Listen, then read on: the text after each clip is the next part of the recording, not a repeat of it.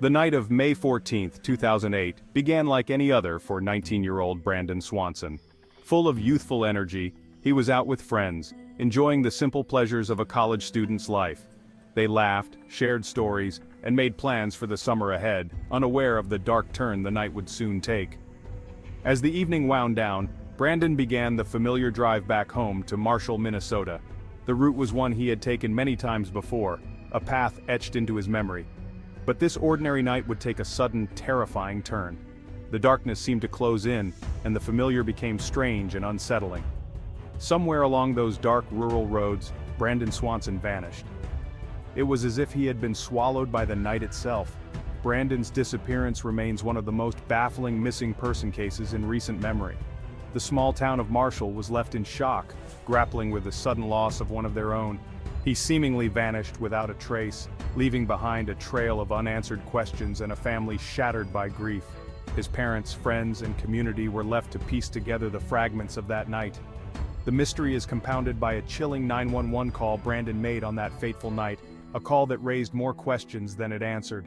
His voice, filled with fear and confusion, echoed through the phone lines. His words, filled with panic and confusion, painted a picture of a young man lost and disoriented, but they provided little in the way of concrete clues.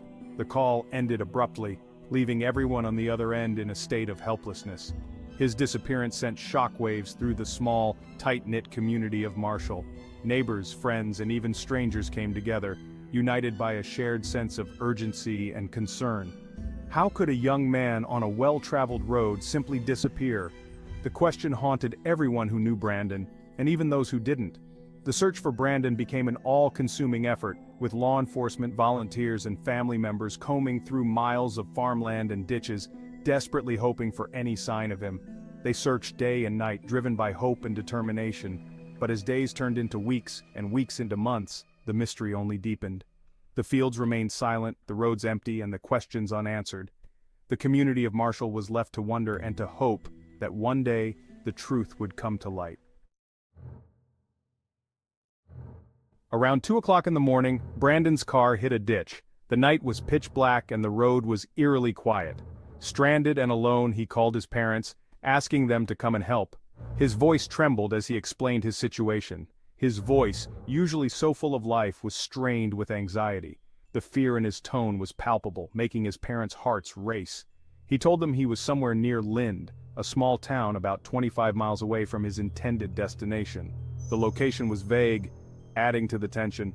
Reassured that help was on the way, Brandon ended the call. His parents, though worried, felt a glimmer of hope, but when his parents arrived at the location he described, they were met with an eerie silence. The darkness seemed to swallow everything. There was no sign of Brandon or his car. The ditch was empty, and the road was deserted. Frantic, they called Brandon back. Their hearts pounded as they waited for him to answer. He answered, his voice now laced with panic. He sounded more desperate than before. He still couldn't give them an exact location, but he kept repeating one chilling detail. "I went into the ditch." The words echoed in their minds. The call abruptly ended, leaving his parents terrified and confused. They felt a sense of dread wash over them. They immediately contacted the authorities and a desperate search began. The night was filled with flashing lights and urgent voices. The 911 call, full of urgency and fear, became a crucial piece of the puzzle. Every second counted. Investigators analyzed it repeatedly, hoping to glean any clue as to Brandon's whereabouts. They scrutinized every word, but the call, while chilling, only deepened the mystery. The night seemed to hold its secrets tightly. The search for Brandon Swanson was extensive, covering a vast area of rural Minnesota. Hundreds of volunteers joined law enforcement, using every resource available: helicopters, search dogs, ATVs. They scoured the area where Brandon's cell phone last pinged, hoping for any trace of him. Days turned into weeks, and the initial hope began to dwindle. The terrain was unforgiving, miles of farmland, dense woods, and numerous bodies of water. The vastness of the search area made the task daunting. Despite their tireless efforts, the search yielded few clues. Brandon's car, a key piece of evidence, was never found. The lack of any sign of him, especially given the intensity of the search, was both baffling and deeply concerning for investigators. The mystery of Brandon's disappearance continued to haunt the community. The lack of answers in Brandon's case fueled a wave of speculation and rumors.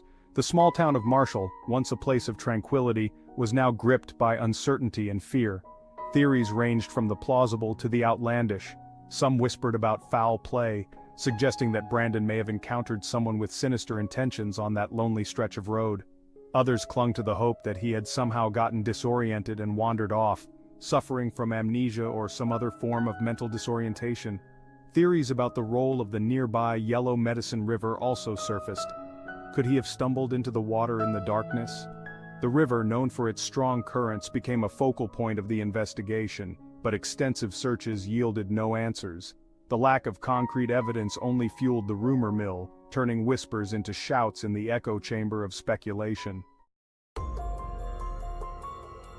One of the most perplexing aspects of Brandon's disappearance was his 911 call. Why couldn't he pinpoint his location? Was he disoriented from a possible head injury after the car accident? Or was there something else preventing him from revealing his whereabouts? Some investigators theorized that Brandon, perhaps disoriented and afraid, wandered off into the darkness, succumbing to the elements or a tragic accident. Others, however, pointed to inconsistencies in his account and the lack of any physical evidence as red flags. The possibility of foul play, while never ruled out, remained a haunting question mark. Could Brandon have encountered someone on that desolate road who led him astray? The lack of any witnesses or signs of a struggle made this theory difficult to prove. The mystery of Brandon's last steps continued to torment investigators and fuel public speculation. Despite years of investigation and countless hours poured over the case, the lack of physical evidence remains a significant obstacle. Brandon's car, which could hold vital clues, has never been found. The absence of any personal belongings, signs of a struggle, or indication of what direction he might have gone after his last phone call, has left investigators with more questions than answers. The lack of a crime scene makes it difficult to determine whether Brandon's disappearance was the result of foul play, misadventure, or something else entirely. The passage of time, while making the possibility of finding Brandon alive increasingly unlikely, has not diminished the need for answers. The lack of closure weighs heavily on Brandon's family and the community that continues to search for him. The case serves as a stark reminder of the mysteries that can unfold in the most unexpected of places, leaving behind a trail of unanswered questions and a profound sense of loss. For Brandon's family, the pain of his disappearance is a wound that refuses to heal. Each day without him feels like an eternity, filled with an aching void that nothing can fill. The unanswered questions, the lack of closure, and the constant wondering have taken a devastating toll. Every empty chair at the dinner table is a stark reminder of his absence, a silence that speaks volumes. Their tireless advocacy for Brandon has kept his case in the public eye, but the pain of not knowing his fate is a heavy burden to bear. They attend press conferences, organize vigils, and speak to anyone who will listen, hoping for a breakthrough.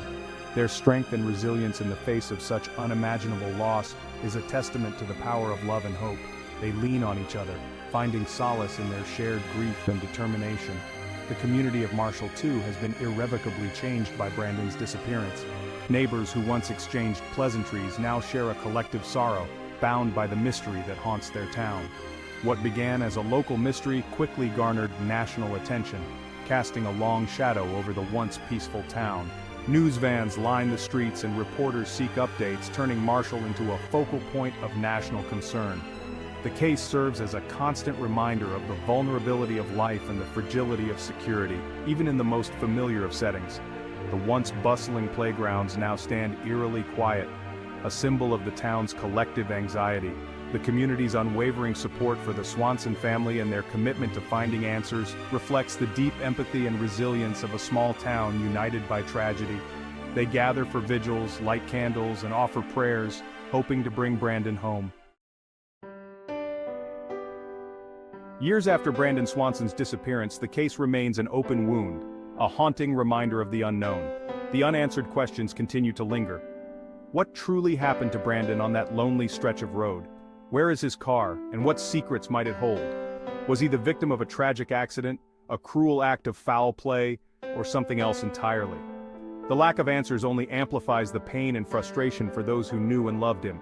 The mystery of Brandon's disappearance serves as a stark reminder of the limits of our understanding.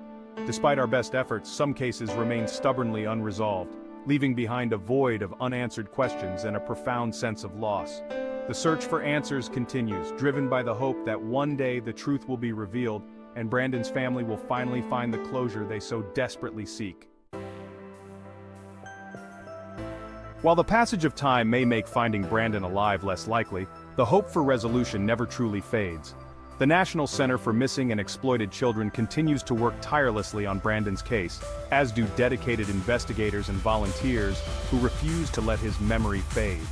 Advances in technology, particularly in DNA analysis and forensic investigation, offer a glimmer of hope that one day the crucial piece of evidence might emerge, leading to the answers that have remained elusive for so long. The case of Brandon Swanson stands as a chilling reminder of the fragility of life and the enduring power of hope. It underscores the importance of never giving up on the search for answers, no matter how much time has passed. The memory of Brandon Swanson lives on, not only in the hearts of those who loved him, but also in the ongoing pursuit of justice and the unwavering belief that one day, the truth will prevail.